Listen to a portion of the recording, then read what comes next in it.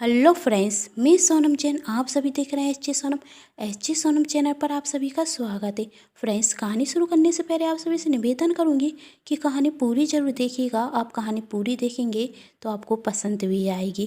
और चैनल को नहीं किया अभी तक सब्सक्राइब तो कर दीजिएगा। मुझे आप सभी के सपोर्ट की बहुत ज़रूरत है।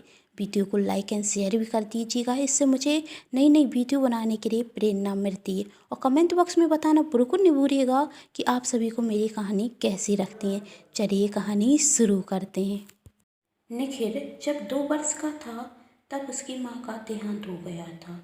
निखिल के पिता से सभी कहते कि दूसरी शादी कर लो, आखिर तुम अकेले अपने बेटे का ध्यान कब तक रख पाओगे। लेकिन निखिल के पिता ये सोचकर दूसरी शादी नहीं करते, कहीं दूसरी माँ निखिल को अपने बेटे की तरह प्यार करेगी या नहीं, उससे सौतेरा व्यवहार तो नहीं करेगी। इस तरह से निखिल के पिता राकेश दूसरी शादी करना नहीं चाहते थे। जब निखिल 4 वर्ष का हुआ तो वह अपने पिता से सिर्फ एक ही बात पूछता, मेरी माँ कहाँ है। सबके पास माँ है, मेरे पास माँ नहीं है, मुझे भी माँ चाहिए। निखिल के पिता, तुम्हारी माँ भगवान के पास चली गई है, वहाँ से कोई नहीं आ सकता। लेकिन निखिल जिद करता, मुझे माँ चाहिए। निखिल के पिता गुस्से में निखिल को एक थप्पड़ लगाते। निखिल रोते हुए अपने कमरे में चला जाता। तभी राकेश का दोस्त समझाता कि तुम दूसरी शादी कर लो, बच्चे को भी माँ मिल जाए। ना चाहते हुए भी निखिल के पिता ने दूसरी शादी अमृता से कर ली। अमृता स्वभाव की बहुत अच्छी थी और वह निखिल को अपने बेटे की तरह ही प्यार करती थी। अमृता के आने से निखिल पहले से ज़्यादा खुश रहने लगा। अमृता निखिल की छोटी बड़ी सब जरूरतों का ख्याल रखती। निखिल के पिता राकेश यह सब देखकर बहुत खुश रहते थे कि अमृता के आने से निखिल को एक नई माँ मिल गई। राकेश अमृता से कहता, मुझे यही डर था कहीं दूसरी माँ निखिल को अपना पाएगी या नहीं, लेकिन तुम्हारे आने से मेरे बेटे के चेहरे पर मुस्कान आ गई। अमृता, मेरा बेटा नहीं, हमारा बेटा। राकेश, हाँ, हमारा बेटा। खुशियों भरे इस परिवार में एक और खुशी आ गई जब अमृता ने भी एक छोटे से बेटे को जन्म दिया। निखिल तो अपने छोटे भाई के आने से बहुत खुश था। पूरे गांव में कहता फिरता, देख लो, मेरा छोटा भाई आ गया, मैं बड़ा भाई बन गया। लेकिन कहते हैं ना, खुशियों को नचल लग जाती है। ऐसा ही इनके परिवार में भी हुआ। एक दिन बाजार में अमृता को उसके बचपन की दोस्त आरती मिलती। अमृता आरती को अपने घर पर लेकर आती। आरती अमृता से कहती है, तुम अपने सौतेरे बेटे को इतना प्यार मत किया करो। देख लेना, जब तुम्हारा सौतेरा बेटा बड़ा हो जाएगा तो वह तुम्हारे बेटे की कोई इज्जत नहीं करेगा। और सुरेश तो सिर्फ अपने ही बेटे से प्यार करते हैं, वह तुम्हारे बेटे से प्यार नहीं करेंगे। सुरेश ने तो शादी भी सिर्फ तुमसे अपने बेटे की जिद के कारण ही तो की है। कहीं ऐसा ना हो सुरेश अपनी पूरी जायदाद निखिल के नाम कर दे और तुम्हारे बेटे को उसका नौकर बनकर रहना पड़े। तुम्हारे बेटे को कभी भी किसी वस्तु की ज़रूरत होगी तो उसे निखिल के आगे हाथ फैलाना पड़ेगा। उस समय तो अमृता गुस्से से आरती को घर से चले जाने के लिए कहती है, यदि आग लगाने आई हो तो चली जाओ मेरे घर से, मेरे घर में तुम्हारी कोई ज़रूरत नहीं। लेकिन कहीं ना कहीं अब अमृता के मन में भी यही बात बैठ चुकी थी कि सुरेश निखिल से ज़्यादा प्यार करता है, उसके बेटे पवन से नहीं। जबकि सुरेश का व्यवहार अपने दोनों बेटों के प्रति एक सा ही था।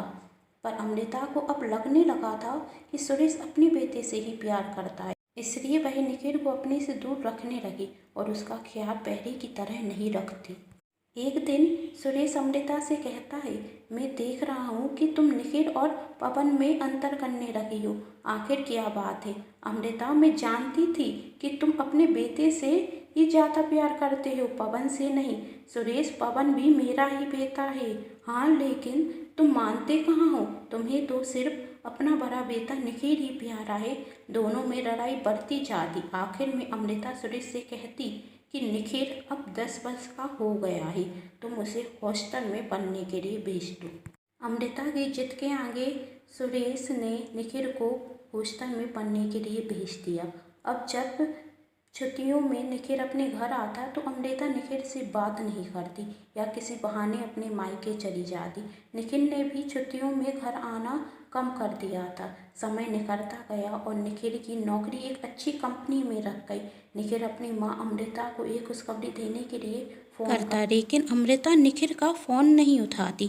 निखिल यही सोचता है, माँ मुझसे क्या गलती हो गई कि तुम मुझसे इतना रूठ गई, लेकिन एक दिन मैं तुम्हें ज़रूर मना लूँगा। कहानी के आगे देखेंगे क्या नम्रता निखिल को अपने बेटे के रूप में अपना पाएगी और निखिल अपनी माँ को खुश करने के लिए क्या करेगा।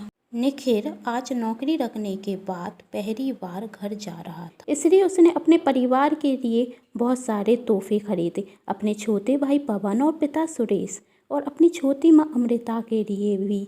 जब निखिल घर पहुंचा तो उसका छोटा भाई उसे देखकर बहुत खुश होता और कहता है, भैया जो मैंने मंगाया था वह सब लेकर लाए हो ना।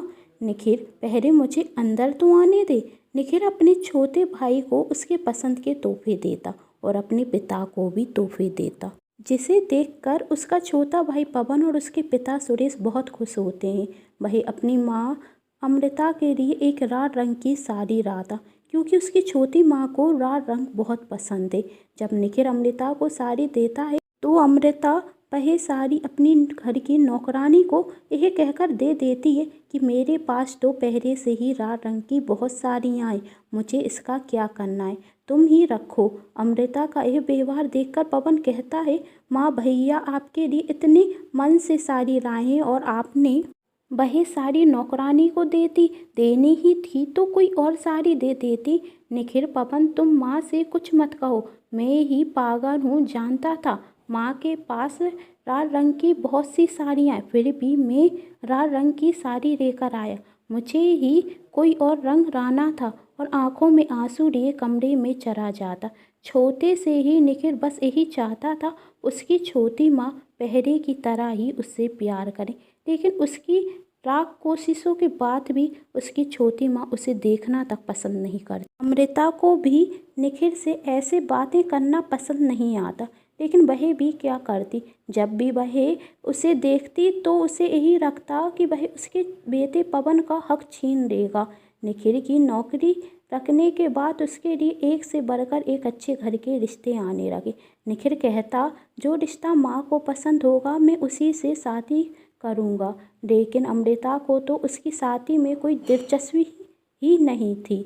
सुरेश निखिल से कहता, तुम तो अपनी माँ का व्यवहार जानते हो, अब तुम्हारी उम्र हो गई है, तुम्हें शादी कर लेनी चाहिए। निखिल भी शादी करने के लिए तैयार हो जाता। जिस दिन निखिल की शादी होती अमृता सिर दर्द का बहाना कर कर उसकी शादी में भी नहीं जाती। निखिल को अपनी माँ का शादी में भी न आना बहुत बुरा लगता। शादी के दूसरे दिन निखिल अपनी माँ के पास जाता और कहता है, यदि माँ तुम्हें मेरा घर पर आना पसंद नहीं तो आज के बाद मैं घर में कभी नहीं आऊँगा।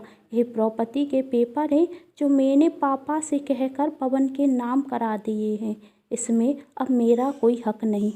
बस जब मैं यहाँ से जाऊँ तो मुझे और पल्लवी को एक बार अपना आशीर्वाद देने ज़रूर आना। और आंखों में आंसू लेकर वहाँ से चला जाता। अमृता को आज अपनी गलती का एहसास होता कि उसने अपनी दोस्त के बातों में आकर अपने बेटे को अपने से कितने दूर कर लिया है। वह निखिल के कमरे में जाती तो निखिल पल्लवी से कहता, मैं अपनी माँ से बहुत प्यार करता हूँ और वह भी मुझसे बहुत प्यार करती हैं, पर पता नहीं वह मुझसे रूठ क्यों गई हैं। मेरी शादी में न आने के कारण उन्हें बहुत कुछ सुनना पड़ा। मेरा यहाँ आना उन्हें पसंद नहीं है, इसलिए आज के बाद हम दोनों कभी भी यहाँ नहीं आएंगे। कोई मेरी माँ से कुछ कहे मुझे पसंद नहीं आता। उसकी आंखों से आंसू झरक जाते हैं। शायद मैंने ही उनका दिल दुखाया होगा कि वह मुझसे रूठ गई हैं। इतना सुनकर अमृता की आंखों में आंसू आ जाते और वह निखिल से कहती है, बेटा तुम मुझे माफ़ कर दो, मैं तुमसे बहुत प्यार करती हूँ, लेकिन अपनी दोस्त आरती की बातों में आकर मैंने तुम्हें अपने से दूर कर दिया। ना जाने मुझे क्यों लगा कि तुम पवन का हक छीन लोगे। मैं भूल गई थी कि तुम मेरे बड़े बेटे हो और तुम अपने छोटे भाई को कभी भी दुखी नहीं कर सकते। और अब तुम कहीं नहीं जाओगे, हमारे साथ इसी शहर में रहोगे। अब मैं अपने बेटे को अपने से और दूर नहीं कर सकती। यही सब पवन और सुरेश भी देख रहे थे। सब देखकर उनकी आंखों में भी खुशी के आंसू आ गए और आज उनका परिवार पहले की तरह एक हो जाता। उनके परिवार की खोई हुई सारी खुशियाँ फिर से वापस आ जाती। अक्सर हम दूसरों की बातों में आकर अपनी खुशियाँ खो देते हैं। कहानी के आखिर में सिर्फ इतना ही कहूँगी, रिश्ते बहुत कीमती होते हैं, इन्हें दूसरों की बातों में आकर ना खोएं। यदि आप सभी को ये कहानी पसंद आई हो तो चैनल को सब्सक्राइब, वीडियो को लाइक एंड शेयर करना बिल्कुल मत भूलें। Thanks for watching.